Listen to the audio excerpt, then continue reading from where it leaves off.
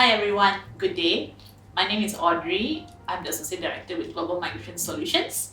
Today I will be sharing with you the top 3 most common family migration visas under the Australian migration category. So the 3 most common visas are parent visa, partner visa, and a child visa. Often the time you may have heard of a sibling coming into picture as a sponsor, a sibling or an uncle, aunt, cousin, even niece or nephew. These are pathways under the Australia Family Migration Scheme, but it is not a direct sponsorship whereby just by having a sibling you'll be able to migrate to Australia, as all this comes under the category of a general skill migration pathway. So you might have heard about the general skill migration pathway, whereby you will need to have a skill on the list and meet all the general skill migration requirements, and your sibling, your uncle, your cousin or your niece actually comes in as a sponsor on top of you meeting this general skill migration requirement. So today we will be focusing on the actual family migration visas, which is parent, partner, and child. The parent visa migration to Australia has a permanent pathway and a temporary pathway. Today I'll be focusing on the permanent visa pathway for parents to migrate to Australia. So basically this is divided into 2 simple categories. You have the contributory parent visa category and the non-contributory parent visa category. So the contributory parent visa category basically means you would be having a shorter processing time where you would be paying a lump sum of money, and as the title goes for itself, the non-contributory is where you do not pay that hefty sum and the processing time is longer. So the contributory parent visa is the surplus 143 and surplus 864, whereas the non-contributory parent visa is the surplus 104 and surplus 804. Again, in this there is a term called aged parent visa. So the aged parent visa refers to an application for those who are above the age of 66 years and 6 months. And only if you meet this age category, you can choose to make your contributory parent visa or your non-contributory parent visa inside Australia. So for those who do not meet the age of 66 years and 6 months, an application must be made from outside of Australia. For the key requirements, most importantly, you would need to have your child as a sponsor, and that child needs to be an Australian PR who has actually resided in Australia for at least 2 years or an Australian citizen. You would also need to meet the balance of family test, where minimum 50% or more of your children needs to be in Australia as a PR or citizen. There is also a requirement for assurance of support, whereby there will be a bond that needs to be placed on your name or even your spouse's name, and this starts from 10,000 Australian dollars. There's also health requirements and character requirements to be cleared. As far as health requirements are concerned, as long as you're free from critical illnesses, it should not be a problem to pass the medical test. The partner visa to Australia allows you to sponsor your spouse or your partner towards a permanent residency in Australia.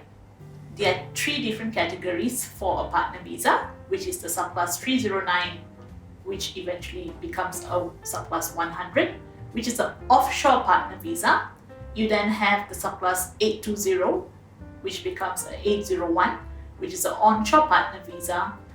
And then you have the surplus 300, which is a prospective marriage visa, which is only for offshore applicants. So what are the key requirements for a partner visa to Australia?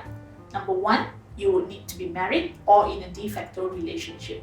So de facto relationship is where the partners are not married, but they are in a genuine relationship, and this is often supported by at least 12 months of cohabitation. At the same time, in Australia, you can also register your relationship as a de facto couple, and when you register your relationship, you would not need to prove that you have been cohabiting for 12 months. Australia also recognizes same-sex, so even same-sex couples will be able to apply for a partner visa to Australia, and you will also need to meet health and character requirements. The most important aspect in getting your partner visa through is to prove that your relationship is genuine and continuing. So the Australian government assesses one's relationship based on 5 main factors. The first factor is under commitment. So commitment, generally the evidences that you will be able to show is if there has been any beneficiaries, a marriage certificate. If you have a child, this falls under the commitment category.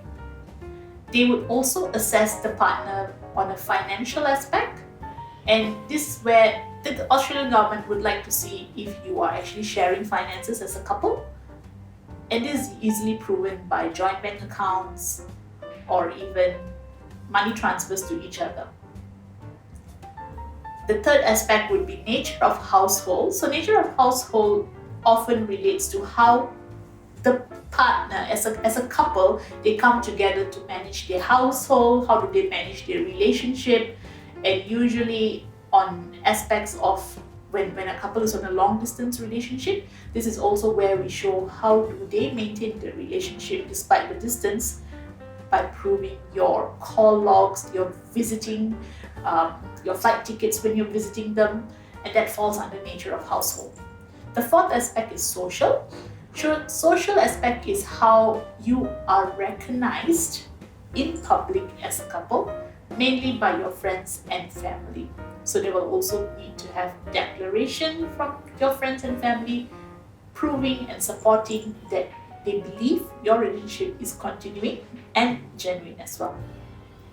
The last aspect is sponsor settlement. This is applicable for a sponsor who's an Australian PR. There is given a certain bit of there is a weightage given to a certain extent to see how settled is the sponsor in Australia in terms of if the sponsor has already moved, has a job, and settled in Australia as well. So these are the 5 aspects that are very important in assessing a partner visa application. So it is very important that you speak to an expert to strategize all your evidences in the right way possible. Lastly, the most important thing in applying for a partner visa to Australia is remember that marriage certificate is just a basic document and all the 5 components needs to be properly met. And another thing to consider is whether or not to make your application onshore or offshore. Do note that if you make an application onshore, you would be entitled to a bridging visa that would actually allow you to remain in Australia continuously until your partner visa is being decided.